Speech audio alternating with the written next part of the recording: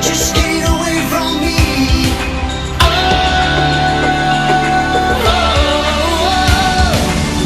Because tonight,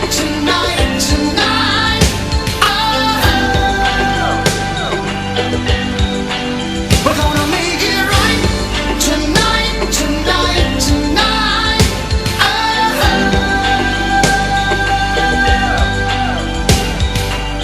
I got some money in my pocket, about ready to burn. I don't remember where I got it. I gotta get it to you. So please answer the phone, 'cause I keep calling, but you're never home. What am I gonna do? On my way over here before I got stuck in traffic, this is what I was listening to. I can see that. I can see you jamming out to this. I love Phil Collins. And if Phil Collins knew you, he would love you too. Yeah, for sure. I listen to like a lot of music that is before my time, Odd. I guess. I don't know. Nostalgic. I was listening to Supertramp on the way over here. Also, actually, no, I'm sorry. I was listening to Supertramp on my way from Lawrence to Lenexa whenever I was coming back for my route today. And I don't know if you know this or not, but Supertramp was a favorite between your dad and my dad. Well, that's what I was getting ready to ask you. Is this because our dads driving us to the track when we were little, all they listened to was like 101 The Fox? Absolutely. Classic rock? Yeah, for sure. 100%. I did the same. Not to that degree, but... Right, I'm with you. So, this podcast and this episode and all episodes of the Over the Bars podcast are presented to you by none other than our Patreon subscribers. You know, we talk about our Patreon subscribers a lot. Good people. And not only as a Patreon subscriber do you get hooked up with sticker kits, but this month we're sending out a little something extra. This month we're sending out t-shirts to all of our Patreon subscribers. The t-shirts Surprise! arrive on Thursday.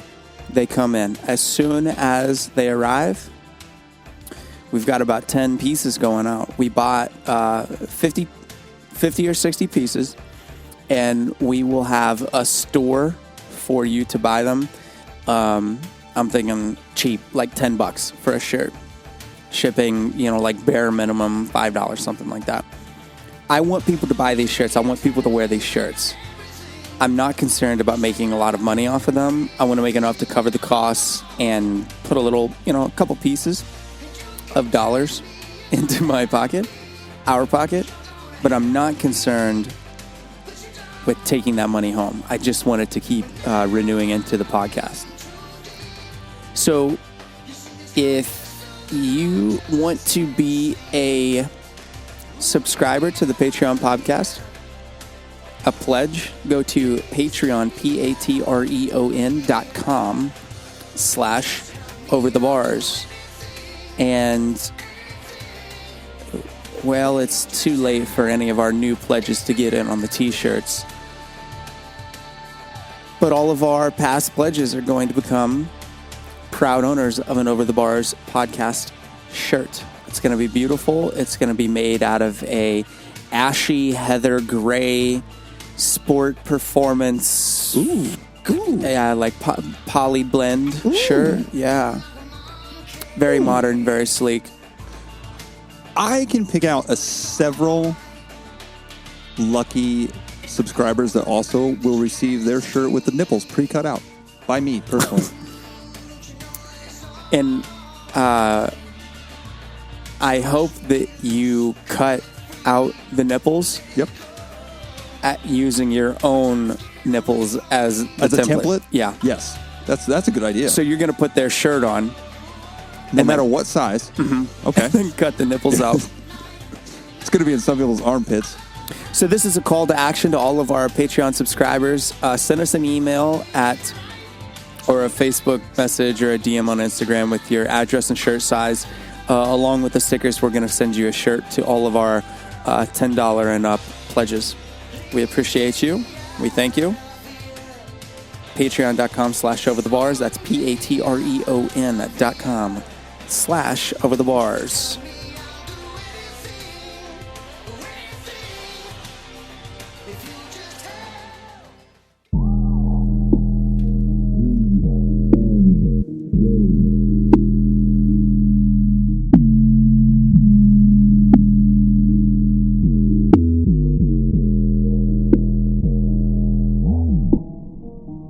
OTB, OTB, OTB, OTB, OTB, OTB, OTB, over the bars.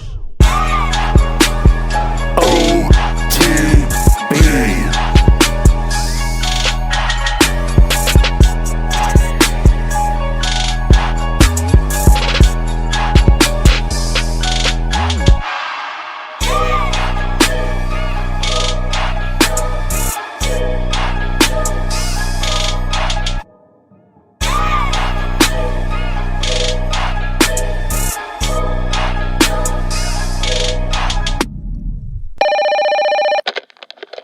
Yeah, OTB, who's this?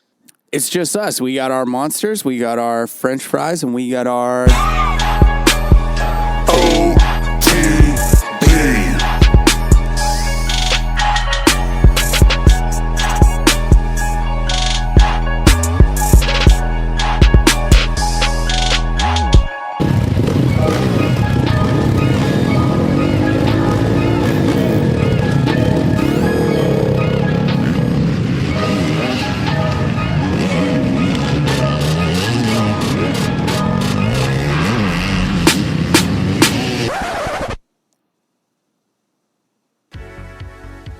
Is it time to buy yourself a brand new dirt bike? You better believe it is. Want a Honda? How about a Suzuki? Pontiac, a brand new Husqvarna? Woods guy? What about a Beta? Feel safer on four wheels? Thought about a CF Moto? Don't pick one. Pick them all at Donnell's Motorcycles. Your source for dirt bikes, street bikes, ATVs, UTVs, parts, accessories, service, and more. Donnell's Motorcycles, 17851 East US 40 Highway, Independence, Missouri, 64055-816-478-9393.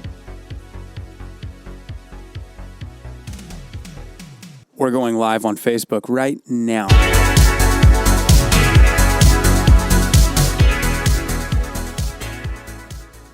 Michael's off to the side digging out a miniature podcast tool that is some type of tripod mechanism, and he's going to rig up his telephone so we can go live on Facebook. And I actually lied. We're not going live on Facebook right now. We're going live on Facebook whenever he gets done doing this. We didn't think about the idea until 5 seconds before me saying we're going live on Facebook. So now here we are trying to go live on Facebook. Anyway, we got lots to talk about. We've been out of commission for a hot minute. I have been working my balls off at FedEx. Been working a lot of overtime. And when I'm not working overtime, I'm doing stickers with Ribbon Ruts. My orders at Ribbon Ruts have been going through the roof. And I just want to talk about this very quickly. I also have started a second business called Unbox Moto. And if you want to know what it's about, go to Instagram. And it's at Unbox Moto, one word, UNBOX Moto. And the whole point of this Instagram is to show you everything that's coming in to me. And I'm talking about packages from FedEx, UPS, USPS.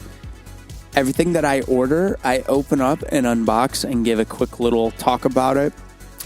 The major key alert is that after I open the package of whatever it is that I ordered, whatever parts it is that I've got coming in, this is why you have to follow the Unbox Moto Instagram, is because then I make a story, and it's obviously all stories are only up for 24 hours, but I post a story giving further detail and reviews into whatever part or piece it is that I'm installing onto my bike. Like Micah Metals sent me, or Mika, I prefer saying Micah. Micah Metals sent me a chain and sprocket combo, so I installed them onto the bike, and I went over, a couple tips of installing parts, and this is knowledge of racing dirt bikes for 20 some odd years that I've garnered these tips. So you get to find out what they are. Also, like I just got a set of goggles in. I did a goggle setup tip, and so on and so forth. Whatever it is that I get in, I'm going to bring, or actually my favorite part that I brought in, or that I ordered, was a Motion Pro Bead Buddy. So full disclosure, I had never changed both front and rear tires on my dirt bike on a big bike. I had done it on pit bikes and done it for other people, like one tire, like a front tire. But I have never changed out front and rear tire. But I ordered some Dunlop MXS3F front and MX3 for the rear, MX3S for the rear. Thanks to Dunlop for sponsoring me through Hook It. And Mike, how are you doing this right now? How can we both be in the shot? Oh, we're not? Does the phone have to be up and down in that direction? Or wait, hold on. There we go. Well, I like to hold my phone sideways. What can I say? That should give us a better angle there. So, with these Dunlops that I bought, I used the Bead Buddy to install the new tires, and it truly made, it really boosted my confidence with my ability to change the tires. Mike's adjusting you guys should see this thing. It's a iPhone attached to a rubber band that is holding up the the phone. All right, we're both in it. How about that? And we're live. Is that it? Yeah, we're good. Okay. Just kind of, and this is on the OTB podcast or on yours? OTB podcast. Okay, excellent. Should I shut this door behind me? Sure. Probably give us a little better view. You should share this on your page. Yeah. I'm going to share it on my page. Okay. I'm talking into this, but They can hear. They Just, can hear. Oh, yeah. Just fine. Okay, yeah. Yeah. Okay. It's all new. Wow. 15 minutes deep into the podcast, and Mike's in the background, and I'm talking. So I installed these Dunlops, and the Bead Buddy is a game changer. And Nick Peterson actually taught me the importance of a Bead Buddy.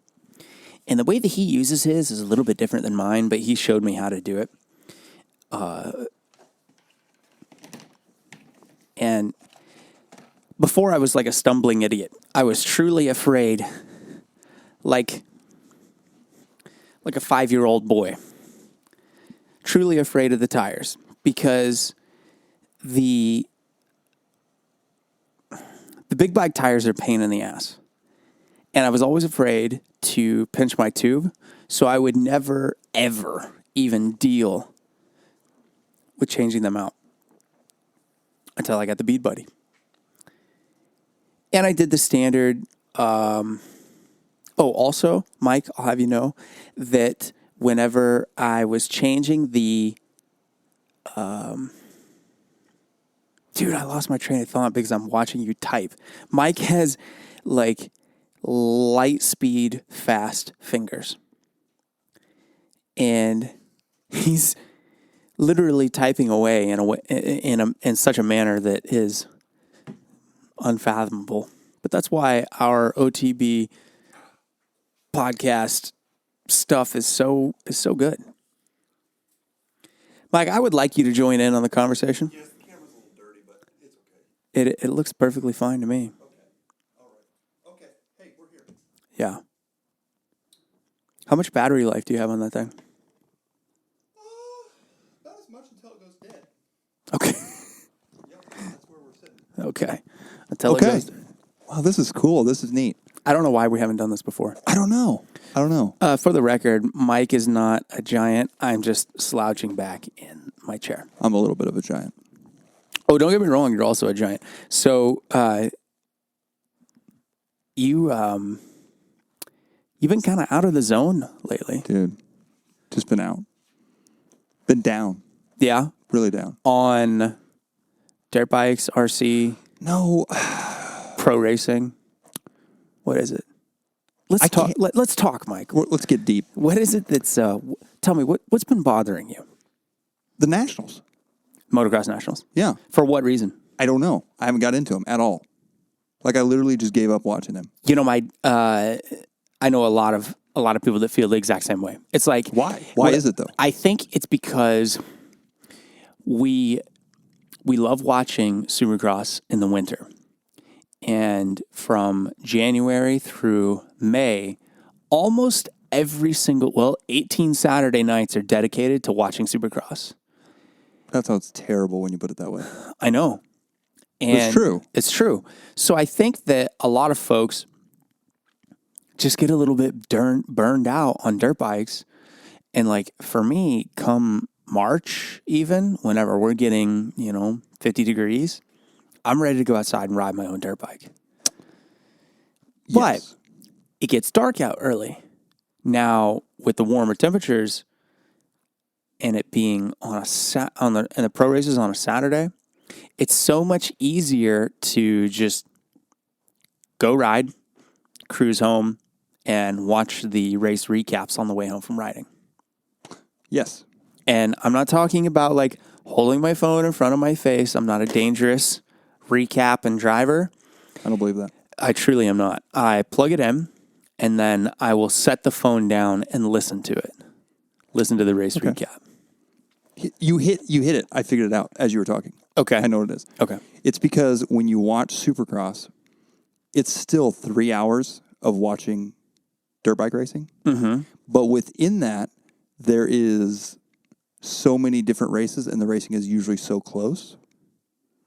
But when you watch 3 hours of outdoors, it's 4 30-minute motos.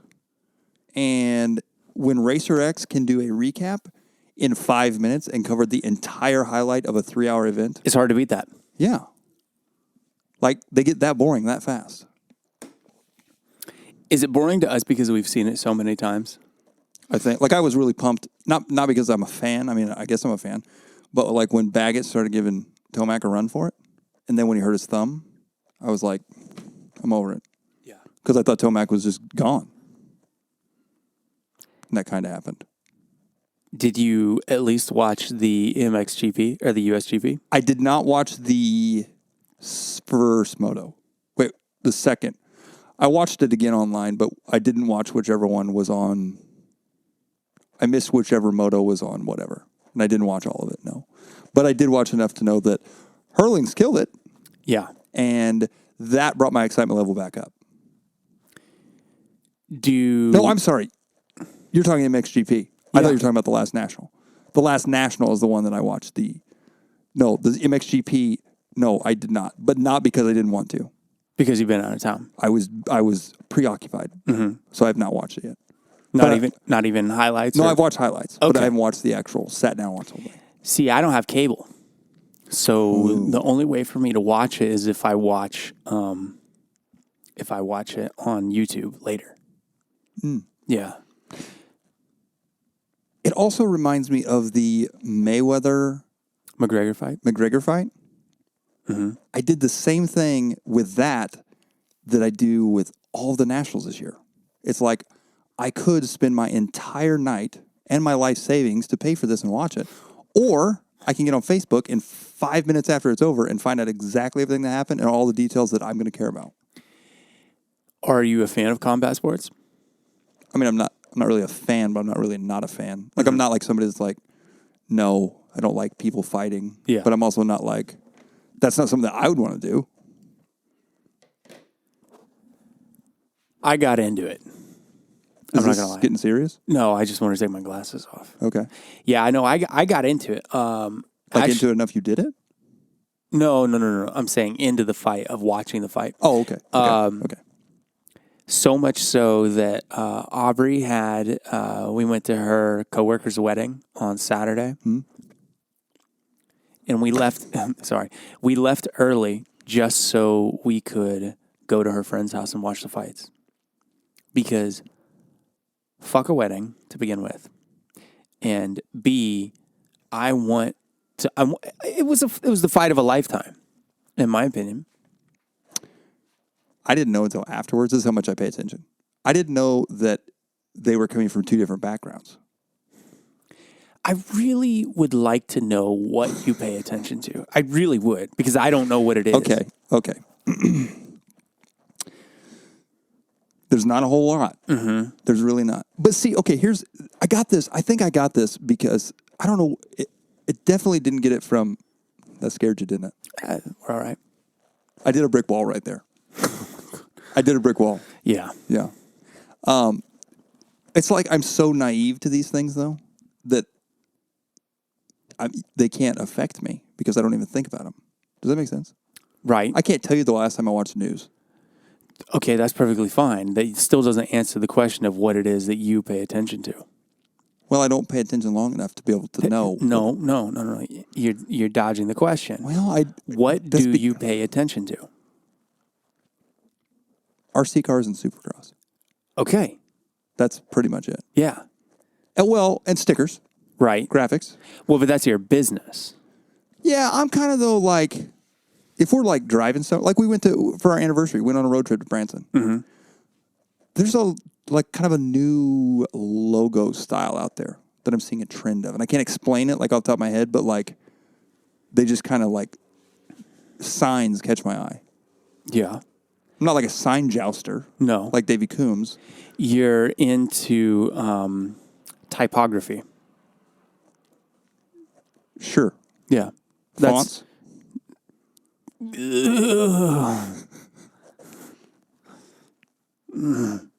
Don't you dare say that word around me. We are designers. You can't say font? In this circle, we say typeface. Typeface. Yes. Okay. Whenever there are peasants that are not designers, like you and I, we would say font. But because we are in the presence of each other being designers, typeface, which is the object of which typography is centered around. Because lettering itself is an art form and is a type of design. I would agree with that. That's like majority of my time whenever I'm doing, like right now I've got a kit that I'm working on for this kid out of Iowa. Mm-hmm. He sent me his electric company logo. It will not look good on the bike. And now I am working on a new logo for him for his bike. And he even specifically said in the email, if you want, you can change my logo and make it look good on the bike because I don't think it'll look good on the bike. I like those. That is a really good customer. Yes. So now I'm making him a new bike-specific logo. And, I like it. And the most important part is the typeface that I choose. Second to that is the colors, obviously. But I've spent a lot of time, too much time. Typeface hunting? Typeface hunting, yeah. I do a lot of typeface hunting myself. Is there a website called Font Hunter? I don't know. There should be. Typeface hunter? Font Hunter. It's easier to say in that situation. So now it's okay? Sure. I just started discovering what a fantastic tool Pinterest is for designing. Yeah, it can be. I assume that you saw my bike.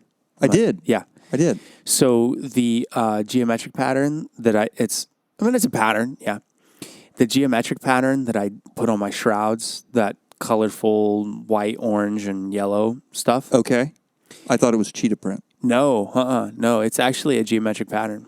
I was looking at it on Instagram on my phone, and even turned to Brittany and I was like, check out the cheetah print. Not cheetah print. Not even close. No. Again, Okay. you not really paying attention. Right. But see, it wasn't RC cars and it was motocross. Yeah. But it wasn't Supercross. Wasn't Supercross, exactly. You were going to race a motocross. You were racing the two-stroke national. Right. So I found that on Pinterest. Okay. And it was simply just black on white originally. And then I converted it, image traced it, turned it into a vector, and then selected each individual piece that I wanted to change the color of. So I made them all white, and then I selected a few to turn orange, and then selected a few to turn yellow. So my point is, finding things on Pinterest is making my life a lot easier to be outside of the box. And like I've said this a million times before. I am a designer. I am not an artist. I do not create. I culminate. They're two totally different things. I don't, or it'd be better to say, I don't create, I facilitate. Especially in my line, because I don't even print the damn graphics. Somebody else does. I'm just the facilitator. It's a lot of information to take in. Well, it works. I mean, it's nice. How many sets of plastic did it take? Okay, for those listening and watching, your bike this past weekend, you had yellow, flow yellow front, Black mid, black mid, and then white rear. white rear. Mm-hmm. Did you have to buy 3 sets of plastic to do that? Negative. No. So I have the OEM KTM colors, which is the orange and white. Okay. And Oh, that's right. It comes with a white rear fender. I had to No. buy the white rear fender separately. So the 2016s came with a white rear fender. The 2017s came with an orange rear fender. Okay. So I had to buy black shrouds and a white rear fender. That's all I bought for that kit, because previously I had bought, the flow yellow. yeah. So I just used the old flow yellow stuff on the front, black in the mid, white on the rear, and it turned my bike from a KTM into a whole different deal. Fair enough. How'd you do? Wait, back up. Yeah. Explain what you went there for. It was a Missouri State race Correct. at Cahokia, Midwest Motorsports. Yep. But that's not really why you went. Well, I would have gone to that race regardless of whether or not they had. Yeah, that's not why you went. Okay. I went Why? because they had the two-stroke shootout. Yes. The second annual two-stroke shootout. Yes. Which I just got an on this day notification from about a week ago, a year ago. So a week ago, I got an on this day notification about a year ago that said it was talking, because at the time, I don't remember if I was talking to you or Scott Gebkin or Keith Pearson, but I guess it would have been Keith. We were talking about two-stroke races. Mm-hmm. And I was like, dude, I would love to have like a string of two-stroke races put together as a series. Drawing the interest for it would be really hard, especially because in the Midwest, people are very dedicated to their specific series. Versus like the East Coast, where, you might have like the Boyson two-stroke shootout Dream race. at Sleepy Hollow, which is on top of a District 5 race or whatever the district is. And then the next weekend, 20 miles away, you'll have an AMA District 7 race. And it'll be a different district, different riders, but because they're so close together, the districts are, they go to each. Yeah. Whereas here, it's hard to get, for some reason that I can't wrap my mind around, it's hard to get guys to go outside of their own series. And I think to myself, I'm like, okay, well, I shouldn't be one to talk because practically I've only done Missouri State races this year. But then upon further analysis, I got thinking, well, no, I've done Loretta qualifiers, I've done Missouri State races, I've done Best of the Midwest races, I've done the spring series, whatever it is that Midwest. Midwest MX. Midwest. MX. Yeah. There's too many Midwests. Yeah. I'm gonna do, or I did a Kansas State race at Bar to Bar. Kansas has a state series? Yeah, they do. Kansas KMCS, Kansas Motocross Championship Series, I didn't know that. formerly known as CORE, Kansas Off-Road Riders, and then it turned into CKMS, Central Kansas Motocross Series, and then now it's Kansas State. What all is it? Where does it go? All the tracks in Kansas that I've never been to. Bar to Bar and Let's see, Bar to Bar, Inman, Jeeps. Used to go to Prairie Harbor, but Prairie Harbor's closed. Marion, it closed too, didn't it? Marion's closed. Green Acres is closed. Great Bend. I don't know. See, I don't know if the Hahn Brothers race is part of that series or not. Again, it's hard for me to. Most of it is based around the Wichita, Salina, along 335 area. Yeah, that's Dragoon. Dragoon does not have a Kansas State race. No, but they do have. Did they still do the? They call it. It wasn't Kansas State. It was like Sunflower State weekend. It's like remember, it's like 3 days. Dunlop days. Dunlop days or Dunlop Challenge or whatever it is. Yeah, the Dunlop where they Challenge. give tires instead of trophies. Do they still do that? Yeah, but the deal is you have to ride 2 other races at Dragoon in order to get the tires. Like I So can't. it's like a series. Right. Okay. Well, you just of. have to do 2 other races there. I can't show up at Dragoon and race and just collect tires. But if you went to 3 races over the course of the year, or 2 races before that, Yes. then if you won that day, you would win some tires. I would win tires. Yeah. It's kind of cool. Well, I guess. Does he still work for Dunlop? Richard? I don't know. I don't know what Richard does. He was with Yosh for a while. I'm pretty sure he still is. In one way, shape, or form. He's like an advisor, a consultant, or something like that. Huh. So anyway, Back to the race. yeah, back to the Cahoga State race. So last year, Burkhart was like, fuck it, I don't care. I'm going to have a 2-stroke race. You know, you've made me think about the 2 strokes and how much I miss them. I want to have a 2-stroke pro race, and we're going to do it on top of the Missouri State Series. He's like, I don't care if Halterman says it's okay or not. It's my damn track. I'm having the race. So then he had it. Yeah. So there were like 10 or 12 guys last year, and then there was only 8 that ran it this year. And again, I think it's because of the strength of the Best of the Midwest series that has dwindled the Iowa and Nebraska turnouts. And then the Illinois. Again, dude, I don't understand because 10 years ago even, and I know that we're talking about a different time in motocross, but 10 years ago, every race, 10 to 20 years ago, every race at Cahoga would have 10 A riders, like as a local race. And then for like Missouri State races or their District 18 races, 20 guys, 30 guys. Yeah. Every time. Well, I don't know if the entries just aren't there or if motocross really is going downhill. I don't want to see that 2-stroke race go away. Not at all. I don't even want to ask you this without getting you too angry.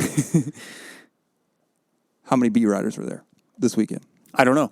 I was parked on top of the hill in the shade. I didn't watch a single race except for the 2-stroke open, or 2-stroke open AM, which was all 125s. It was awesome.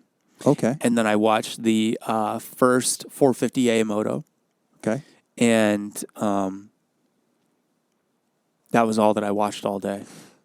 Okay. The 2-stroke Open Am, was that different than the State Series has a 125 2-stroke only? Right. That's different than that. Yes.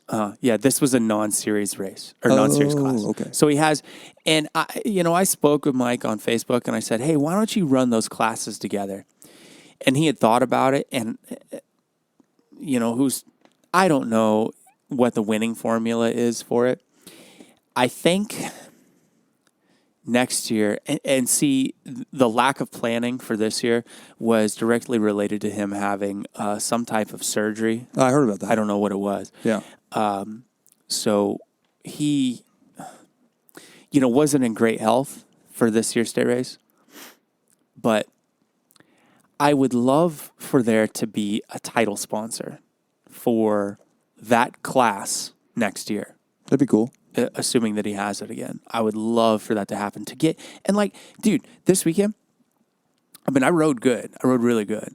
I crashed once in two separate motos, and that kind of screwed up my overall scores. But I really wish that there would have been 20, 25 guys. Like, truly, in my heart of hearts, I would have been more excited to race that race. And even if I would have gotten bad starts, like in the first moto, like first 250A moto, dead last start. Was there any one rider that was dominant on the start? Well, Carter Stevenson on his 500 got some pretty good starts. Did he? Yeah, but Shocker. surprisingly, Malat was getting out of the gate really well this weekend. Really? Yeah, he had really good starts all weekend. He rode good at the doubleheader at Kingsville State So Race. I had heard that there was some docking. Yes. Woo! Drama. Yeah. Drama, mama. Okay, so let me get this right. Okay. Allegedly, Okay. the corner, the right-handed corner, where the start connects back onto the track, which is famous for getting kind of blown out. The rut does, and there's only those little yellow stakes on the inside. Correct? They have Cherubies things. Before we go any further, Yeah. I'm not sure if it was that one or if it was the... No, it had to be that one. Or if it was the right-hander... Okay, you do the split lane after the finish. Mm-hmm.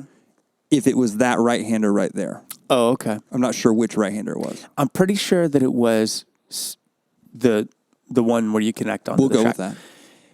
So allegedly, everyone in the A class, which, honestly, if one guy cuts the track, everybody behind him is going to do the same exact thing. If it's an obvious, not cut the track, but bending of the rules. So they Strong were bend. banking on the inside of that corner, which, had been done before they went out on the track. Yeah. Yes. My understanding is yes. So, but some riders got penalized and some riders did not. Okay. All right. Here's the story I got. Yeah. Okay.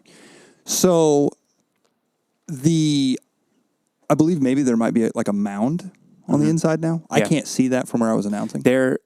There's always been dirt on the inside piled up. It's kind of a weird corner because you come in and you're braking on flat, and then you're braking and it goes up at an angle, and then the corner pivots kind of at an elevation. Yeah. Okay. So my understanding is the markers were on the inside of that, like on the flat, because assuming that everyone would ride over that. Yeah. But there was a tire width between the markers and this thing. So it was kind of like the spirit of the sport. Like Spirit of the rule. Spirit of the rule. Yeah. You would know that you got to ride over this thing. Well, bending the rules, there were some guys going to the inside of it. Well, I'll just say this much: whenever there's money on the line, the spirit of the rule goes away. Yes. So what happened was it had gone unnoticed, best of my knowledge, to the officials. Okay. And then it was brought to somebody's attention in a race prior to the 250 race, the 250 Pro. I think it was 250 Pro. 450. Anyway, so then they were down there standing there watching. Well, it was done, but not only was it done, a pass was made for a position. Okay. And so then it became kind of more of an issue. Mm-hmm. And I don't think Alex was the one that got passed. Right. I don't think he actually said anything. I don't think he stirred it up or whatever. Well, it was the fact that it was seen. And then I guess apparently the next lap, that same thing happened to the next guy. But on top of that, they accidentally also went in the next moto 9 laps instead of 8 laps. Yeah, I heard about that also. And there was multiple passes on the 9th lap, but they only scored at the 8th lap, That's bullshit. which was super pumped for some people, but not for others. You race until the checkers, and it should be scored until the checkers also. That's like, It was there was a lot of emotion. I can imagine that, but if you get, it doesn't matter how long the race goes. You race until the checkers. I have a question. Yeah. What would you have done in this situation? Okay. If you are the flagger, okay, and I will say, I saw it firsthand, it was not his fault in that he was being bothered by someone out in the middle of the track. They were trying to get someone off the track. Okay. So he lost track of what was going on. The laps, yeah. Yes, is best for what I could tell. Yeah. So he realized about 3 guys in, I'm supposed to be waving the white flag. So do you start waving the white flag and Nope. then give them the checker flag, or do you wait and do? See, that's what he did was instead of the 3 guys out front not getting a white flag, just getting a checkers, he was like, I'm going to give them the white next time around. That's where they got the extra lap. But some people were like, they should have just thrown the checkered, made it an 8-lap race, instead of giving them the white and then the checker. You see what I'm Right. saying? Yeah. Because the white is a courtesy flag. Yeah. Okay. From an officiating standpoint, they should have thrown the checkers. From the rider standpoint, let's say I was in first place or Right. whatever, Right. and I didn't get the white flag, Right. and then I come around, I get the white flag, and then I get passed on that lap. Fair play. Fair enough. Because no one got the white flag. He didn't pull it out in the middle. Like, he didn't pull it out in the middle of the pack. He started to, and then he was like, nope, I'm just going to wait till they all come around and they'll get the white flag next time. I don't see the issue either way, because I mean, it's nobody ever said, it's the race is scored by, your finishing position, not by your position the lap before the finish. Now, I guess if I was officiating, and specifically in RJ's point, he aims to please. And if he has more to gain than to lose, he'll go with the more to gain position. Which in this situation, if 2 guys gained and 1 guy lost, Yeah. that's probably the direction that he would go, versus the other way around, which would be 1 guy gained and 2 guys lost. Yeah. You see? So I don't remember what it was. And it's just speculative at this point. Yeah. It doesn't matter. In my eyes, and I would like to think in all the other racers' eyes, that it should have been, and again, I guess the call was made by RJ and his crew to say, no, the race was finished at this point. Even if it was me and I lost now this is where spirit of the rule kind of comes back into play, is I race until the checkered flag, regardless of whether my tongue is hanging in the front wheel from me being tired, Yeah. or I'm totally gassed, whatever. That's on me. That's because I chose not to go to the gym. You see what I'm saying? Yeah. So Yeah. If you would have lost on the 9th lap, you would have been okay with that. yeah, Yeah. because that's how long the race went. I don't know. I mean, there's some guys that say, hey, I went more than 9 laps. And like, I used to get that feeling of like, man, this race seems really long. Oh yeah, I can't count laps. I get that at like 4 laps. I'm like, another one. I can't, but like, there's guys that are like, no, I counted, I knew I had an extra lap. Like, I can't count laps. Can you count laps? It depends on the track. Okay. Especially if I was riding, you're in the A class and you're riding like a fair race where you're doing 14, 20 laps. No way. Absolutely not. And there are guys that say, no, we didn't get all 20. We only went 17 laps. How do you know that? I don't know. Some you guys should pay that much attention to I your guess riding. some guys do count, but like if I'm doing an arena cross race, no way, absolutely not. And then whenever I was flagging at Casey Moto, like last year, whenever I wasn't really racing, I would give the green and white cross at halfway point to the guys, like at the halfway point of either laps or noticed time. that. Yeah, you did. Yeah, that's a professional thing to do. Yeah. That's the way that it should be, but flaggers aren't racers. You even took on the full, like, flagger persona. You had the big sombrero on. I had to do it. Like you were full flagged out. I am going to own the position that I take on for the day. If I'm going to flag, I'm wearing a sombrero. I'm going to have gallons of water. Headset? Snacks, headset. Absolutely. You also got very angry in the headset when the gate guy didn't send them. You said send it before Larry and Tyser said send it. Yeah. That was way before him, and Yeah. you were already send them. Yeah. Gonna send it. Yeah. Send it. Go Send it. ahead. Mm-hmm. Send them. Send them now. Mm-hmm. Yeah. That's because I was ready. We had a lot on the line at that race because it was the first one that we did timed races at. Yeah, it was. And I wanted to prove that it does in fact work. No reason not to. I like timed races.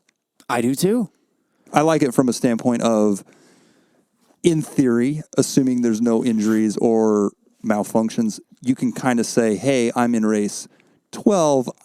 My race is going to be at 2:00. To an extent, yeah. Yeah. I mean, within reason. Like, Right. Yeah. But I'm saying, you can kind of get an idea. There's a lot of people that have family that wants to come out and watch them, but they also don't want to watch them bad enough, and I can't blame them, that they want to spend 14 hours at the motocross track to watch them run 5 laps. Right. So if you can get to the track, see the race order, and then be like, hey, my second moto today is probably going to be somewhere between 1 and 3. Yeah. That'd be an ideal show of a 1. Yeah. Yeah. It has its advantages, for sure. It has more advantages than disadvantages. And If you're a peewee, it has a disadvantage. no, because you're getting fair amount of track time. True.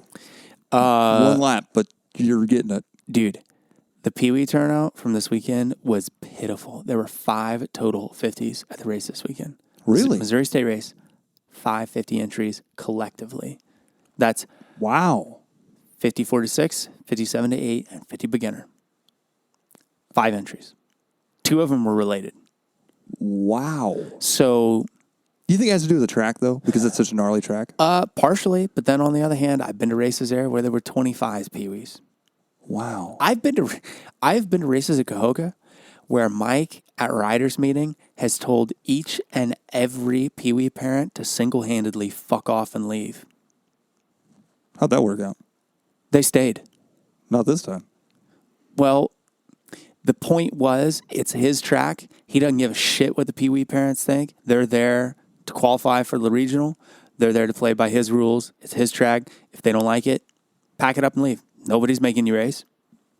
He made that very clear because the track was really rough and gnarly. And it was an AMA race and people were there to qualify.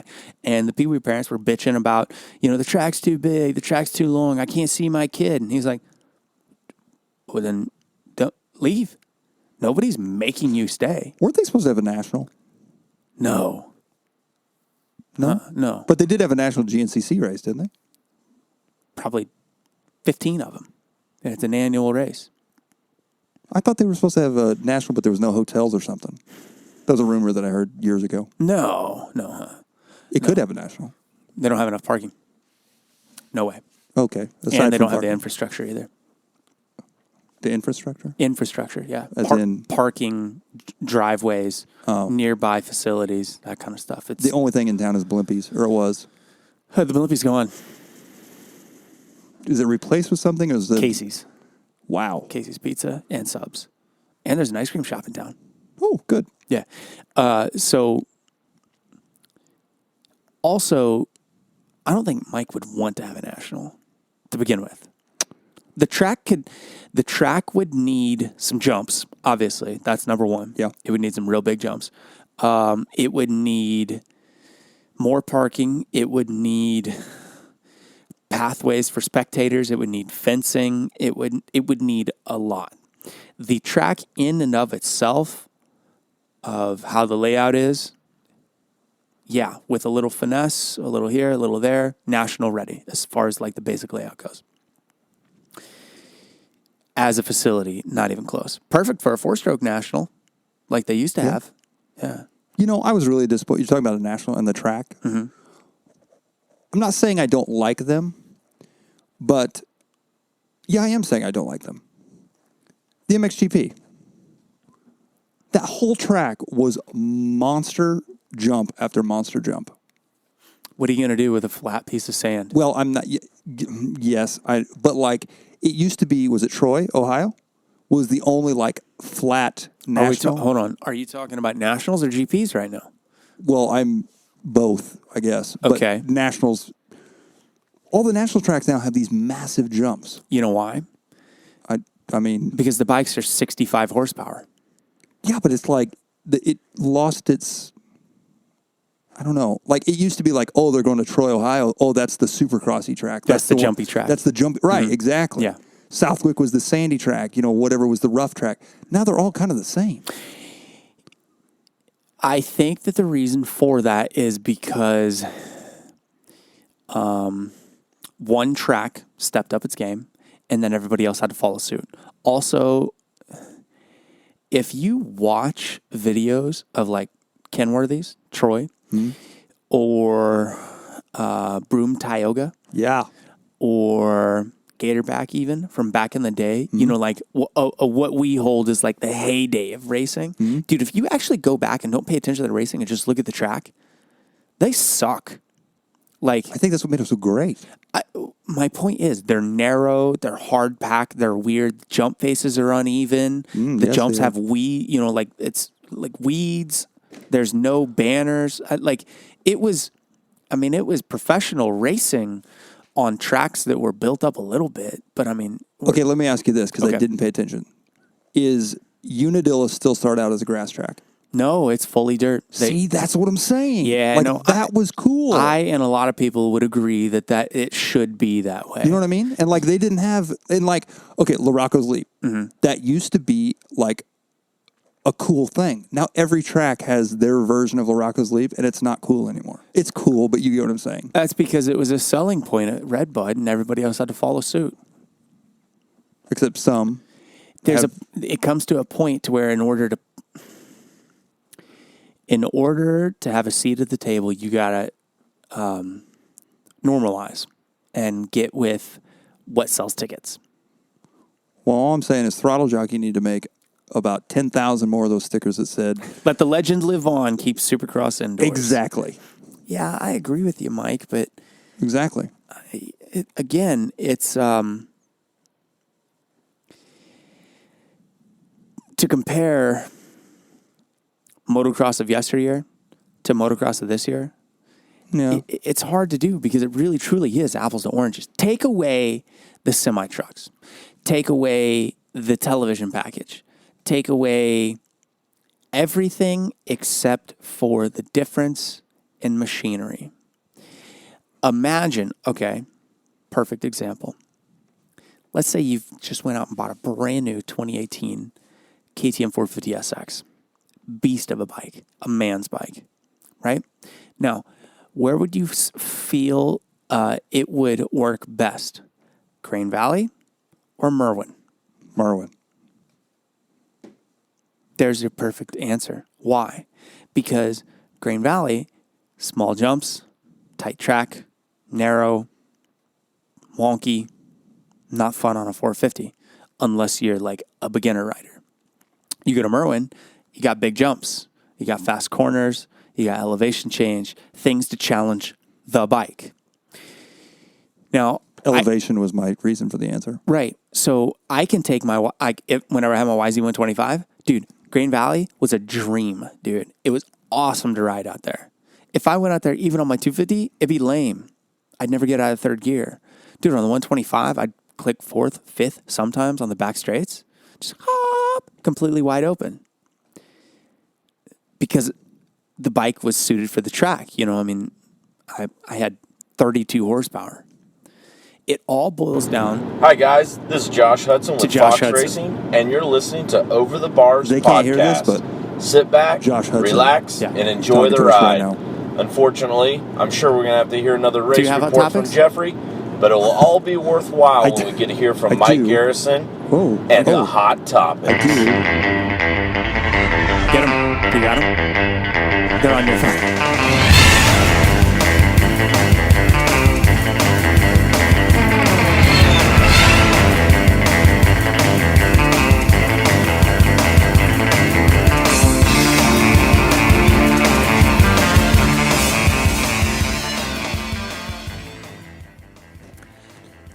These hot topics are, frankly, you want to know who they're brought to you by? Who? They're brought to you by my sponsors, my motocross racing sponsors. Allow me to read them off right here as I have them on my phone.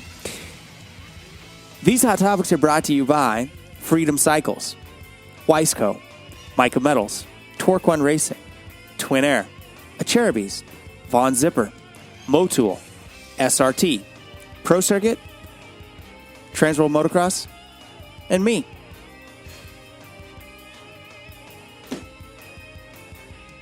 Hot topics on your phone. Okay, so since the hot topics are on the phone, Yeah. okay, can you get on your phone and maybe these people could ask some nice questions that are watching? Or like we could have a little discussion. We could have a hot topic discussion. Maybe they have hot topics since my hot topics are unreachable at this point. How many people are watching? We are up to 18. All right. We are up to 18 watchers. Well, I don't know how would they Because there's a chat box, you see, that like Cody Kreisel's joined us. Tanner Ray Slover has joined us. Let's see if we can get to the chat box. No, not that way. There's our live viewers. Hello, live viewers. No. Video on. Someone comment Swipe something, left and to we'll see if it reveal. pops up. Anybody, just comment hello.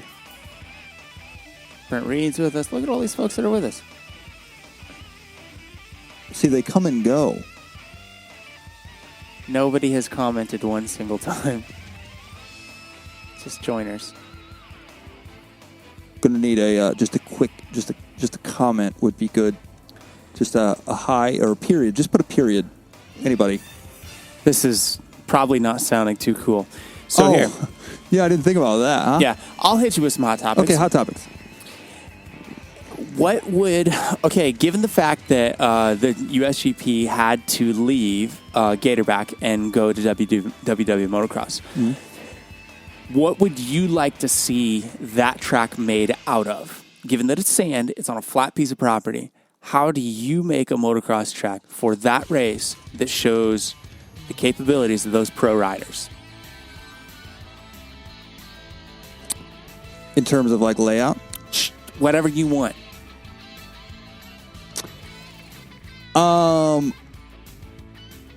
I would say less. They obviously have the machinery to build some elevation because Okay. the jumps that they had were equivalent to the elevation that are on some national tracks. So you just want to see a shit ton of gigantic rollers? No. Let me finish. No prep. I mean, when I say no prep, initial prep. Okay. But let's get back to like, hey, we're going to take an intermission water, rework this section, or like at some of the nationals, we're going to take this section out before the start of the second moto. Yeah. Let's not do that. Let's Okay. just race. It's the outdoors. Now let me play advocate. Okay. Yes. To that. Yes. On the other side of that fence is that sand would break down so badly, close to 85, 90% of the jumps would be undoable by the last lap of the last moto. Perfect. That would suck to watch. It would be very similar to watching the Canadian Supercross. It would be very similar. Okay, yeah. That wasn't that entertaining to me. Also, that was cool because it was Supercross. I will admit, it would be entertaining only to a small crowd. If you knew how hard that was to ride that, Right. you would appreciate it, and it would be entertaining is not even the right word. You would be appreciative of watching it. So the point of having pro motocross raced in front of an audience is not to appease the core value or the core audience. That's the problem. But there's no fix. We're trying to please too many people that we're trying to please, like, The television audience? right. Yeah. That's the only way the sport's going to grow. It's by getting more people to watch. Yeah, it's not. And we don't need more. Carlsbad. Have you ever watched Carlsbad from back in the 70s? Granted, Sure. that was way before our time. Yeah? Okay. That was definitely not TV worthy. No. Like, that looked like garbage. Mm-hmm. But that was, if you are a racer and you know, like, what's going on, it was like, this is cool. Okay. That's gnarly. Right. Now, let's take Eli Tomac in his KX450 and put him on Carlsbad. He probably wouldn't ride it because it was too dry slick. See what I'm saying, Mike? You're talking about you want things that don't add up. You can't. That's life in general. Yeah. You can't. I mean, you have. That would be like saying, I want more home runs, so let's make all the ballparks smaller. Or I want more defensive plays. Let's make the ballparks bigger. Okay. Let me. Have you ever watched Canadian motocross? It's been a while, but yeah, I've watched a lot of Okay, or the MXGPs. Yeah. Either one. They have more. Their outdoor tracks appeal to me more than American outdoor tracks And why is that? because they're more raw. Which means they're more like an amateur track? Yeah, I guess so. Yeah. They're not. I'm not gonna say they're not as professional, but they're not as. Like if a section gets gnarly, instead of them saying, "Well, the guys can't jump it, we need to fix that," they're just like, "There's going to be some guy that's going to jump that, but the rest of them are going to." You know what I'm saying? Yeah, to an I'm extent. going straight back to Hangtown here. I'm going straight back to Hangtown. Okay. That made me so mad when the guys couldn't jump the Fly 150. So before the start of the second moto of the 450 class, they get the dozers out and tear out the whole section before it, hoping that somebody's going to carry enough speed to do it. Yeah. That was ridiculous. Why would you do that? Because they spent 40 hours on one single jump. As you would say, or as Mike Burkhart from Cahokia would say, that's not my problem. I didn't spend 40 hours on that jump. Right. And, I mean, yes, it would have been cool if somebody would have done it. I think what made it more disappointing to me was still nobody jumped it. So now we just took out a section of the track that was pretty tricky and was like cool, like Tomac and Seeley, and I think Pike might have done it, but like we're tripling out of this corner, and I think all of them crashed trying it at least once in practice. Yeah. So they took it out, and now that section is completely gone. Like, not saying it would have necessarily changed anything, but it was a cool passing point if you had the balls to do it. Right. Hurling's dominant performance at Ironman. Yes. How much of that was dictated by Tomac not running the race? Just there to collect the championship, in your opinion? See, I don't know. Like, I'm not a close enough Tomac guy, like, to follow along with him. Like, you get somebody like, in my opinion, if you get somebody like, maybe not towards the end, but like Villapoto, or like, trying to think of like a gnarly dude, but Carmichael? Carmichael, yeah, perfect, duh. Yeah. He could care less about. He does not want to get beat. In their heyday, they did not want to get beat. To an extent, but on the other hand, it doesn't matter how much you don't want to get beat if getting second to Jeffrey Hurlings means collecting $3.5 million. Yeah, I just. But the possibility of throwing it away to represent your country, to beat the foreigner, and going from $3.5 million to $250,000, there's too much money on the line. I don't know. Regardless, I definitely feel like Hurlings was a giant shock. Even if you take Tomac out of the picture. I don't think that Eli could have gone as fast as Jeffrey that day. Correct. That, yes. And then I also think the USGP points speak to the same tune on the other end of the spectrum. Because Hurlings and Cairoli are racing each other. Tomac was there to race himself. Yes. And to prove, I didn't sure I laid down, but here's my actual speed. But he's walking into their championship series. See, that's why the Nations truly is the only race where you get everybody to go their full actual speed. Yes. To represent their country. Because then there's no points on the line. It's simply for pride. And I mean, sure, there's... But Tomac doesn't have the pride. Well, I don't think that it's that. I think his problem... He has more money than pride. Yeah, is that the capital worth in not going to that race is too great because he has that MXGP race, because he's got the Monster Cup. Those are all very valid points. Whenever your title sponsor of your team is also the title sponsor of the MXGP series and the Monster Cup, but they're not the title sponsor of the Nations. Oh, they're not? Well, I mean, I don't believe so. Oh, I thought they were. Are they? I don't know. We need a fact checker. We do. We don't have one. No. Moving on. Did you race RC cars this weekend? No. Did you drive RC cars this weekend? Yes. Where? No. What did I do? No. This weekend I did my little practice session. Practice. Oh, at T5 yesterday? Yeah. Did you race RC cars the weekend before that? Yes. Where at? You went to Branson? No, the weekend before was Branson Okay. for my anniversary. And then the weekend before that, Was RC cars. where at? Novelty. Which is where? Northeastern Missouri. You don't know what town. Novelty is the town. Novelty is the town? Yeah, but there's I think there's 97 people who live there. So what's the name of the track? Novelty or RC Raceway. That's the novel. They did not have an address to the track for the longest time. Did they have GPS coordinates? Not even that. You just went to Novelty, and when you get there, it is literally, it's kind of like Merwin. It's a street long, and like the track is in town, like right next to like the post office. Oh, okay. So it's like when you pull into Novelty, you're at the track. Let's talk very quickly about your response that you got about having paid RC car races. Yes. Now that is a hot topic. That is a hot topic. And a hot take. I literally could not believe my eyes when I saw the negative feedback that you were getting from people saying, no, I don't want to race for money. I was surprised at the people that were for it, and I was surprised that people were against it, but I was more surprised at how many people read my intro post on Facebook but did not actually read the article. Oh, you mean they read the headlines? Yes.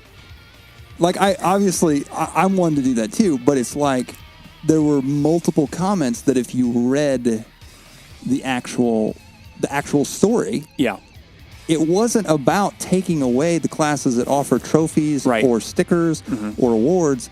It was adding an additional class when you spend 3 days, 16-hour days.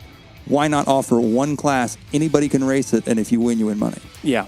That's all it was. It wasn't taking away anything or changing anything. Yeah. That's, What was so shocking to me is how little confidence these drivers had in each other to act professional. I think the whole thing was also spurred on, perhaps, maybe. There's a lot of big talkers in racing in general. Yeah. But like at the motocross track, you're separated. Like you're in the pits together, but the pits are 3 acres. Right. At an RC track, you're in a room for, like I say, 72 hours, and your pit spaces are 3 feet. Like that's what you're limited to is 3 foot per Okay. person. Yeah. So you have neighbors. So there's a lot of talk. Yeah. And you hear everything. When you're on a bike, even if you were to yell at somebody, they can't hear you. They don't know what you're saying. I did a lot of hollering this weekend. Okay. See what I'm saying? Yeah. Yeah. When you're racing an RC car and you're on the driver's stand together, you're yelling and you're standing next to the guy, he can hear you. Yeah. And vice versa. So my point behind the money thing was like, okay, if you think you're that great, then here, put $35 on it and let's go racing. Yeah. And if you beat me, then you beat me and you took my money and there you go. Yeah. And then you have extra $35. Yes.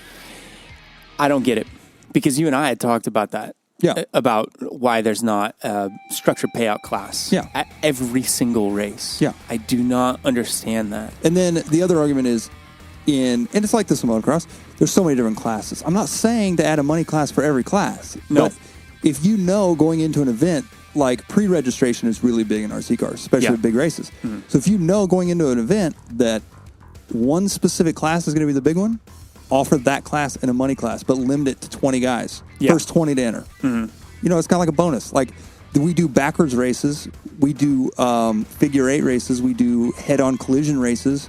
Why would you not? Like you're going to waste your money breaking your car in one of these to win a bag of candy. Yeah. You know what I mean? Yeah.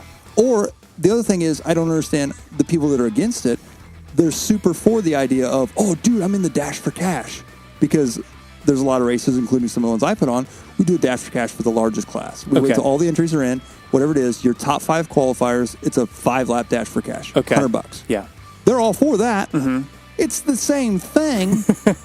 It's just organized ahead of time. Yeah.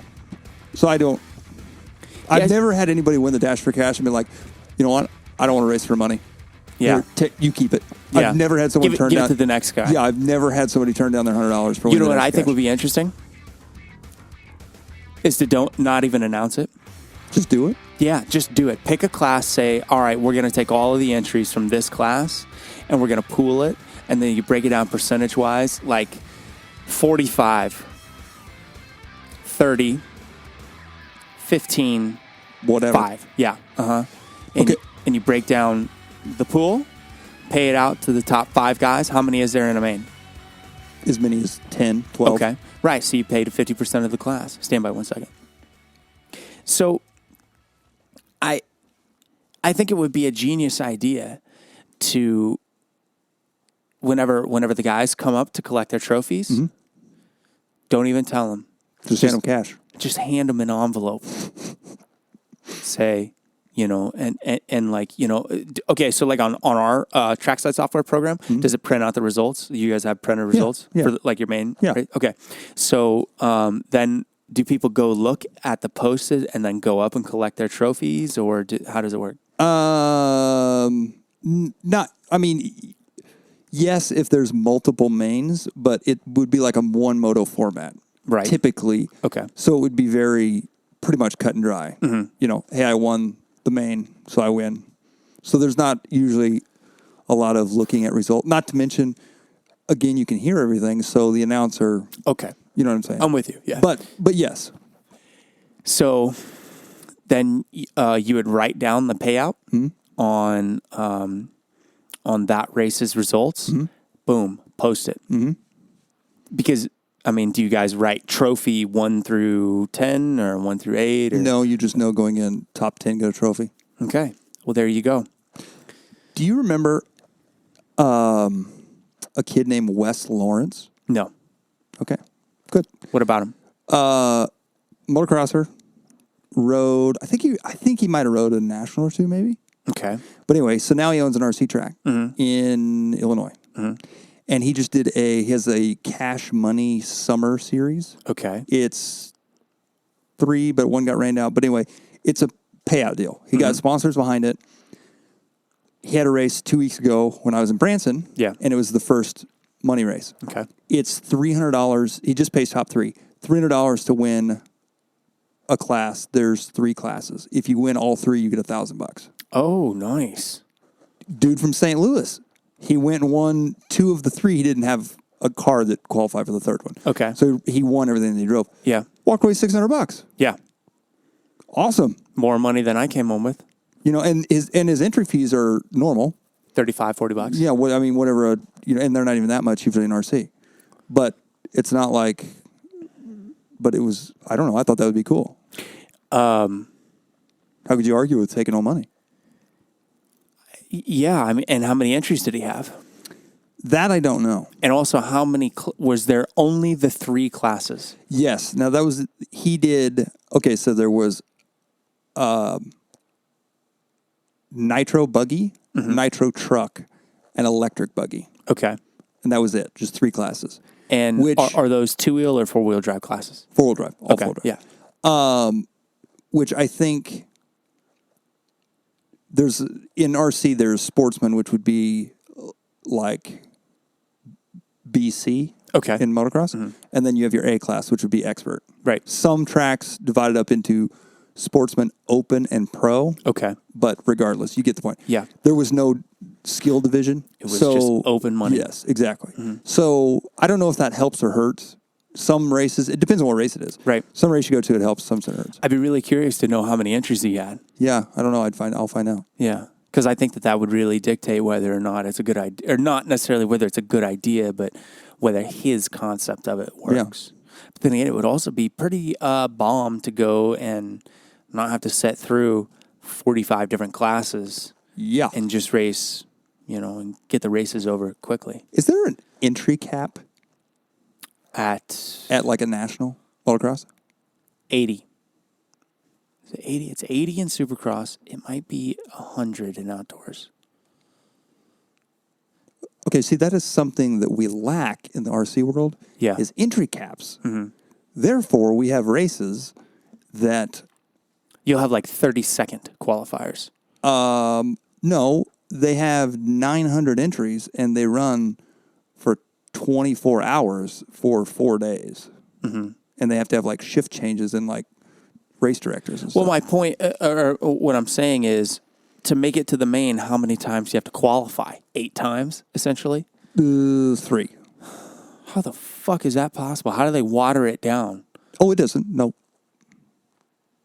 It's crazy. So essentially, you only take one guy from each heat? No, Into okay, the so- semi?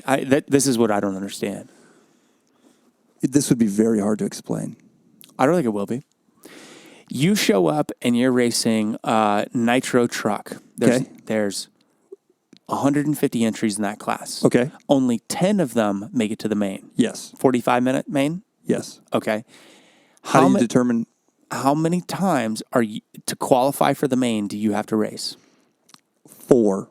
And what it typically, and then what it does is it takes each qualifying round is the overall results are by what your time is. So like, it really doesn't matter. You're on your own. How do I word this? Okay. So it's essentially all timed qualifying. It is timed qualifying. Okay. Exactly. But you're racing with other cars on the track. Okay. So the only thing you know for sure is if there's a guy ahead of you, in the overall result for that round, he's going to be ahead of you. Okay. Other than that, you have no idea because you could win your heat race and still be, if And there's 15 heat races. Yeah, you could be 32nd. Exactly. Okay, it's total luck of the draw as to who's in your Correct. qualifier. Correct. And they do what they call a resort, which is after 2 rounds of qualifying, Mm-hmm. they sort the fastest times from round 1 and 2, and they put those guys together, and then the next group. So then they seed for Yes, this. Okay. exactly. Yeah, that makes sense. Yes. So it's really not all that different from motocross qualifying at the Pro No, Nationals. not really. Okay. Other than, how do they do the qualifying of the? Is it your one best lap though? Yes. Okay. Whereas this would be a 5-minute race instead of A 5 lap or 5 minute? minute. Okay. How the hell do you go faster in 5 minutes? Then the next guy, Yeah. How do you do 5 minutes is 5 minutes? because your time doesn't. Okay, so like if I go race and I do 12 laps in 5 minutes and 7 seconds, then you're. So then, okay, my 12th, okay, so then I'm scored on 5 minutes and 7 seconds at 12 laps, and then that'll put me in. So, like, if one guy does, now let me ask you this, if one guy does 13 laps in 5 minutes and 12 seconds, He got more laps. okay, so then that bumps him up. Yes. So first it's based off of time, and then laps is essentially the second moto, whereas that will actually determine your... Other way around. It's the amount of laps in the least amount of time. But the lowest amount of time you could have would be 5 minutes. Okay. So, like, here's where it gets really tricky. So, if you get 10 laps at a 5 flat, like 5 minutes exactly, Yeah. you barely missed getting by the line before time ran out to get that extra lap. Okay. Does that make sense? Yeah. Which would be a lower score. Correct. Okay. Even though your time is longer, you have more laps. It's really confusing. I didn't think about it till you brought this up, until I'm trying to explain it. Yeah. I can see why people get confused. Yeah. I mean, I'm just trying to envision like all of the lap times, laid out, on a score sheet. Oh, yeah, buddy. And then it having your name, your number, your elapsed time Yep. and number of laps. Yep. Okay, so from first place to last place, what is more important? The laps or the time? Laps. Okay. But So you're- at the very top of the chart, it's going to say 13 laps, 13, 13, 13, 13, 12, Correct. 12, 12, Exactly. 12. And so then if I do 13 laps in 5 minutes, 10 seconds, but you do 12 laps in 5 minutes, 1 second, your score is lower than mine because I did more laps, correct. even though my time is longer. Correct. Okay. Yes. And then I will then be qualified with the other 13 lap guys. Correct. So like 13.7, 13.73. Correct. 13 laps, 13 laps. Okay. Correct. Yeah. I don't know how we got off on this, but this is a wild ride right now. Well, I mean, whatever. It's You're fine. stretching my brain out. It's good to figure that out. Now, I mean, I'm sure there are a lot of people that actually race that have no idea how it works. There are. Yeah. Sometimes I question, even when I go to races, because there's different. Well, it makes sense because then that's actually the exact same scoring system as hare scrambles. Yes. Because Yes. right. So the lead lap. The Yes. lead lap is what's most important. So like I went to the Riverfront GP, I came across the line at 2 hours 7 minutes and I made 11 laps. But Tucker Smith, Tony Joyner, Cameron Ishmael, and other guy, they went 12 laps, but Cameron won in 2 minutes 30 minutes or 2 hours 30 minutes. Yeah. Yeah. Yeah, so it's the same exact system as hare scramble scoring. Speaking of hare scramble, Scramble Cross. Jared Tebow. Scramble Cross took its place this weekend. Our friend Jared Tebow Yeah. went and raced the Scramble Cross. His exact text to me was he had a lot of fun. He felt really good on the motocross track. It was 85% in the woods. He didn't. But, okay, so according to, I was talking to, So irritating. the 85% or that he didn't have fun in the woods? Or both? That it's 85% in the woods. That is not the goddamn point of the scramble cross. Oh. Side note, I haven't asked him this afterwards, but ahead of time, it was woods, my understanding was, but it was like cross-country woods, like... Well, Merwin's trails they're quad trails. They have like zero single track there. Okay, I was going to say, I guess it's very UTV, like wide, Yeah. wide open stuff, except for the small section that he smashed into a tree. Yeah. But he is okay. He rode double A With two other guys. with two other I guys. wonder how many overall entries there were total. Don't know. I don't even know where you'd find the results for that. I mean, I'm sure it was a forward motion hare scramble race.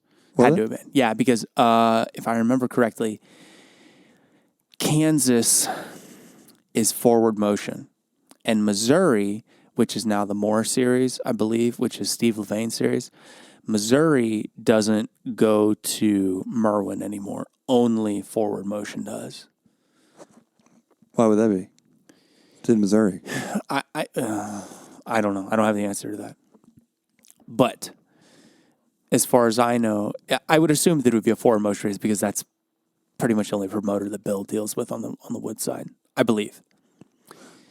But I wish they would stop doing the fucking scramble cross races wrong. Like, good for forward motion for being a race series. Good for them being event promoters. But they need to stop doing it wrong. If they want the motocross races to show up to the fucking race that is to have motocrossers come race in the woods, it has to be 50-50. There's no discussion.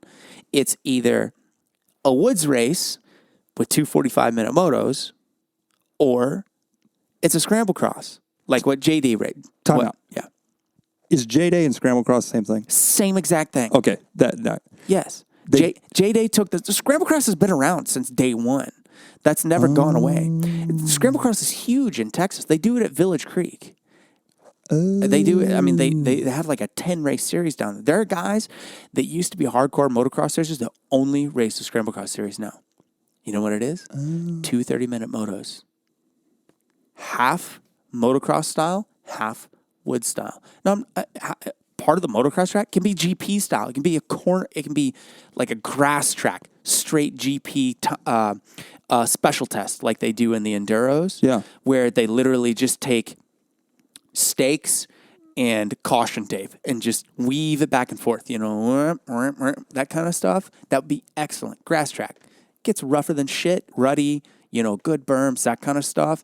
Open it up a little bit and then zoom it into the trees, not too tight, but wide enough with options. I want to see 25 to 30 foot trail the entire time that it goes through the woods until it gets to the single track part. Okay, there's a little bit of that because you have to satisfy both sides of the fence. Okay. The woods guys can ride on the grass track. Motocross guys can ride on the grass track. The woods guys are not going to be very good on the motocross track. Motocross guys are not going to be very good in the woods. That's the trade-off. True. There's no discussion. It's a winning perfect formula. I'm not interested in me and everybody that I know that's a motocross racer is not going to go race these joke races where they have it's a woods race. It's 2 45-minute motos in the woods. Mm-hmm. If the lap times are 15 to 17 minutes long or whatever, 45-minute motos, 4 laps, right? Yeah, I think the winner of AA had 4 laps. Okay, so that's 12-minute lap times. 12 and a half Maybe minutes. 5 before. I think it was 4, yeah. Oh, if it was 4 laps, it's 12 and a half minutes lap times. Yeah. That's 12 and a half, 25, 37 and a half, 40, 49 minutes. Yeah, would be 12 and a half minute lap times. J-Day races, Mike. They 4.5 minute lap times. Pegged. That would be like a 4-mile track. No, not even close. Shorter than that. It's shorter than that. Yeah. No, they're not these gigantic, elaborate. See, the thing, I don't know what it is that these guys that are doing. I think what it is the woods guys don't want us motocrossers to come win. I think is what it boils down to. Is they're rigging the game up. They're rigging the game up to ensure that they win and that they keep the motocross racers away. Unless you're Tucker. Tucker, but the thing is, woods or motocross, Tucker's going to race the A class and he's going to do really well. He could go do that race and win by minutes. But the thing is, yes, I take care of my bike, so I'm not going to go to some woods race and bang off of trees for 2.5 hours for the potential to win $200. You see what I'm saying? Yeah, I don't know what the payout was. It's a joke. It's 100%. Forward motion and more, both. It's 100%. 100% payback. But there's more entries at those races than there is at motocross races. So you tell me how it is that they say that they can't afford to pay the to pay a pro payout. How do they do that, Mike? Because woods is more popular than motocross right now. Our battery's dying. What are we at 20 or 10%? 20, we're good. Oh, we're good. Push the close button though, so we're good. And then also, you can turn down the brightness level. Do you know how to do that? Can I do it while it's open? Yeah. Those of you listening on the podcast here, we're doing some.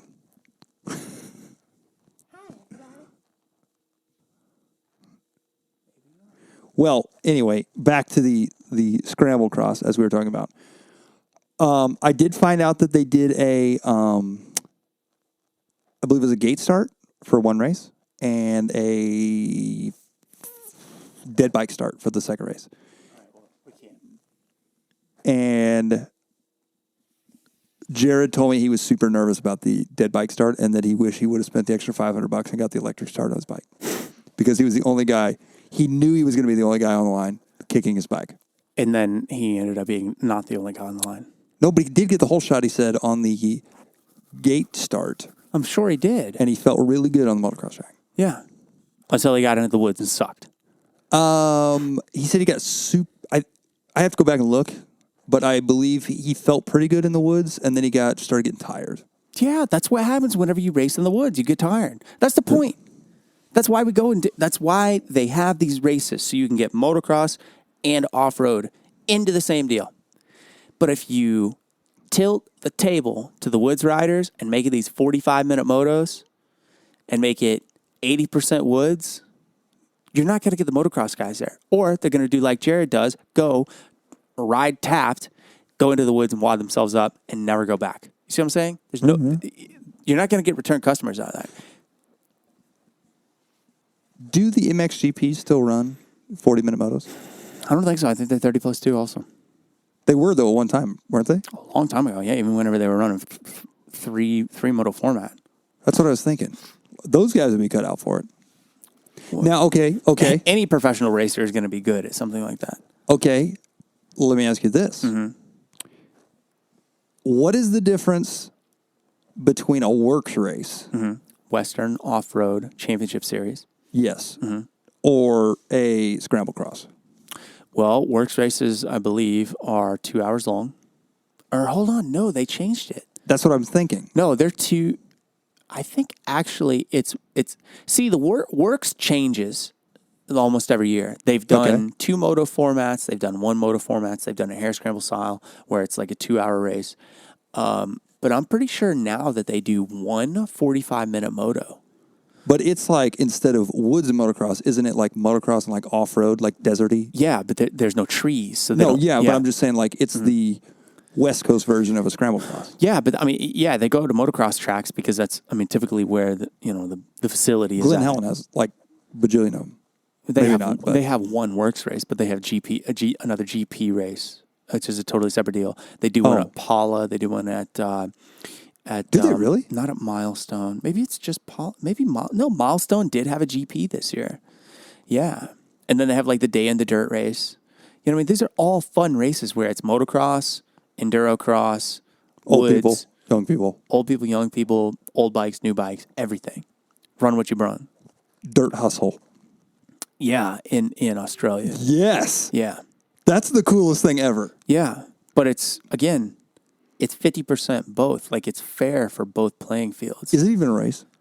It's kind of like Like a festival? well, wait, no, those guys are just doing like TT races, aren't they? I don't know, remember. but we they read and I forgot about it already. They got guys on like 2017, 2018 450 Hondas, but then they also got guys on Harleys with spikes in their tires. Yeah, that's gnarly. I would like to see something like that in America. That would Yeah. be cool. I think that would be huge. I would like to go race a true J-Day race here in the Midwest. I'd like to go. I'd like for it to be 30-minute motos. I can last 30 minutes. A woods guy can last 30 minutes, even playing field. I would like half of the duration of the race to be in the woods. And I would like half of the duration to be on the motocross track. Again, even playing field, not distance. Because whenever you start doing distance, then it tilts the scale. I'm not getting off of this topic until I say what I had to say about this. No, I see what you're saying, because you're going to go a mile on a motocross track in A minute and a half, right? a mile in the woods is going to take you a while. A mile in the woods will take you 9 minutes. Yes. Yeah, they cannot do it that way. They have to figure out, okay, I'll tell you what they should do. They should go out and cut woods, all right, first, before they even dick with the motocross track or the grass track or whatever, however it is that they're going to do it. Go out, cut the woods, run the test. Have the test rider go out. Okay, it's 2.5 minutes. Cha-ching, perfect. Then go out on the motocross track, add in a minute of motocross, and then build an enduro cross section, 15 seconds. Then go out into the grass, another minute and a half. Boom, perfect. You're done. You get everything even for everyone. Even if the motocross track is not even on the jumps. Doesn't even have to be on the jumps. Go to the part of the track where it's not jumpy. Easily done. Easily done. Run it through the tunnel. You see what I'm saying? Like, it can go anywhere. You can do anything with what it does not have to go specifically on jump, left corner, straight, right, jump, right, downhill, left, jump. It doesn't have to do that. You can mix it up and do whatever the hell you want. Where would be the perfect place in the Midwest for a J-Day race? Riverside Raceway I don't know where that is. in Iowa, Winterset. Oh. Yeah. Winterset would be dope. The farm would be good. Cahokia would be amazing for it. That would be a great place for it. I'd go back this weekend if they had a J-Day race there. Nebo You should put on a JD race. Nebo Hill would be titties, and they have a more race there, even. And I stood there and talked to Levain for 20, 30 minutes about doing a J-Day race at Nebo Hill. I was like, dude, if you do this, I'll get every motocrosser I know to come to this race. We'll all be here. But he's like, yeah, no, I think I want to do that. Never happened. Just had a woods race. Strictly woods, kind of piddlers around on the motocross track. You should do it. I don't have the time to do that. I'm not going to make excuses. I'm just going to sit here and say, I don't have time. I work too many hours at FedEx. And then whenever I'm not working at FedEx, you know what I do? I do stickers. I don't have time to organize an entire event on somebody else's property to be a third-party promoter. You know what you could do? What could I do? Bring Jerry C back in the game. I would love that. If Jerry C what is he doing? He's retired. He's on his way to Canada as of 4 a.m. tomorrow morning. He's got time. Let's organize. He's got till 4 a.m. to organize this thing. He doesn't have to be there. We just need to organize. Yeah, Jerry C he'd be a big advocate of it. He would help for sure. But the point is, somebody that already I don't know. I don't want to go to Merwin. I'm not going to say that Merwin's played out, but Merwin, Casey Moto would be a good spot for it. They have property. They've got plenty of land there to make it happen, but they don't have woods. So the woods, there's the problem. The woods would have to be cut. You'd have to go in and cut the woods. I'm not a woods rider. I can't cut the woods. I don't know what woods riders want. So you would need both a motocross guy and a woods guy, or somebody that's halfway in between, a la Tucker Smith. So really, we need to be talking to Tucker Smith. Yeah, we should have Tucker on and have him give his 2 cents. But the problem, love Tucker to death, he's not a very quick talker. Why did Tucker not go to the Scramble Cross? Because he was at Cahokia racing motocross. Because he's totally over woods racing. He hates. Oh, he is? Yeah, no, he hasn't done woods in like 2 years. Strictly, dude, he's jazzed for Arena Cross this year. He tells me that he's going to go and start warming up at Jay's races and then go hit some of the AMA races and try to get his pro license. He's a lot. And I mean, I'm not saying he's bad outdoors. That's not what I'm saying. He's a fantastic motocross rider, but he's even better at Arena Cross. Which is totally mind-blowing to me. To me, it's not, because there are guys that race in the woods that go and do stuff like enduro cross and excel at it because they're good in those tight races. You know, I mean, think about how many times Tucker has gotten himself into tight situations in the woods at high speed. I don't know, though. There's some big jumps. Well, whenever you're a skilled motorcycle racer, jumps aren't a big deal. You see what I'm saying? And I'm not going to stand here and throw woods guys under the bus, but they race woods because they don't want to jump. See, I did the opposite. Well, I weighed out my options. Okay. I was more afraid of trees than I was jumps. Right. They're more afraid of jumps than trees, is what you're saying. Mm-hmm. Yeah. So they're like you on the other end of the spectrum. Yes. There's always a yin to the yang. Yes. You see? I rode one hare scramble, and it scared me to death. Really? Yes. Merwin? No, it was a vintage hare scramble at Greenwood at Harper's Moto Guzzi. Yeah. And even Very quickly, speaking of Moto Guzzi, Ace Malott rode a Moto Guzzi from St. Joe to Cahokia. that was a ride. Yeah. A new Moto Guzzi? No, it was an older bike, for sure. I don't even know if Moto Guzzi still makes new bikes. Well, maybe they don't. Yeah. Well, I don't know. I don't know. Anything else you'd like to say? No. We're at a minute 45, or an hour 45 or so. That's it. That's it. That's it. If you would like to be a patron to the Over the Bars podcast, go to patreon.com/overthebars. Pledge today. Find yourself on top of the list and become a Patreon or patron to the Patreon. Also, go to @BoomRC or boom_RC. At Boom RC Graphics. @Boom on Facebook, Yes. Instagram. You don't have an Instagram? Yeah, I do. It's at Boom RC. Okay. I think. Go to @BoomRC and @BoomRC Graphics We think. on Instagram and Facebook, and go to @UnboxMoto, UNBOX Moto, one word, on Instagram to watch me open up packages and pull out goodie surprises. And go to @RipNRuts Custom on Facebook. That's fb.me/RipNRuts Custom. Or you can go to Instagram and that's @RipNRuts. That's it for the Over the Bars podcast, episode number 17. Bam. I think that's the right number. We're inching up on 20 very, very quickly. Remember whenever we did 10 and it was a big deal? 20th anniversary. 20th birthday party. 20th birthday party. Speaking of birthday parties, in a few short days, I'm turning 29. Whoa. Are you doing anything special? Yeah.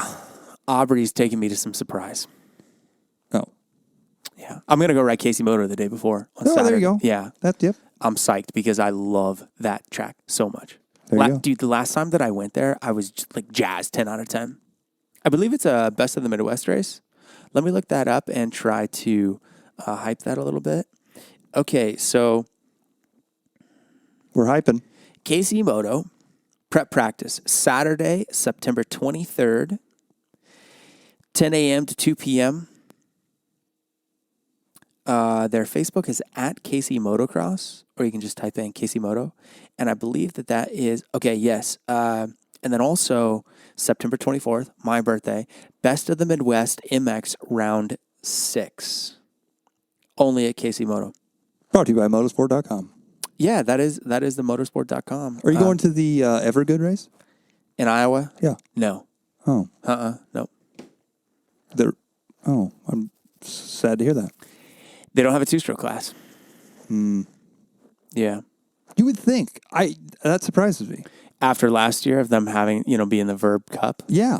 Yeah. I was kind of miffed about that, because we went for Saturday to race the 125, the Verb Cup, free mix race. Uh-huh. And it was supposed to be 125cc only, and they just made it a two-stroke open class. But there was one kid on a KTM 250 that I beat in the second moto. He beat me in the first moto. I was freaking pissed that dude was in the class. But I beat him in the second goddamn moto. Dude, on the 125, second moto, I got even though this is not a real thing, second place hole shot. Second place hole shot to Jerry Robin on his 1985 CR250. There you go. Yep. Very nice. Yeah, and then I had a battle royale with some schoolboy kid on like a $7,000 YZ125. My bike cost 10 times less than that. That would be $700. Well, yeah, a little bit more than that, but you get the point. Fair enough. Yeah, so no, I won't be going back because honestly, that track kind of scares me. It's got a lot of, like you were talking about, gigantic jumps. See? No good. I like big tabletops. I cannot lie. But then big doubles. That's trying to go somewhere. They with that. ain't for a guy like I. Yes, exactly. Yeah, that's what I do. Yeah. Okay. Okay. Signing out from the Over the Bars podcast. Bye. See you later.